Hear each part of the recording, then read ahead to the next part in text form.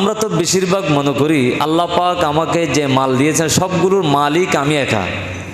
আসলে কি তাই?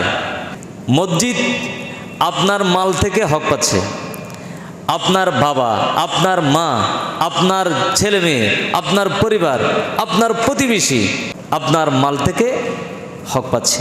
এগুলো মাথায় রাখতে হবে।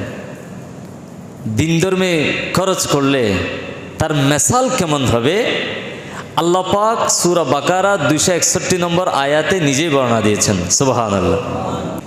মাসালুল লাযীনা ইউনফিকুনা আমওয়ালাহুম ফি সাবিলিল্লাহ কামাসালি হাব্বাহ أنبتت 7 سنابل في كل سنبلة 100 حبة والله يضاعف لمن يشاء والله واسع عليم।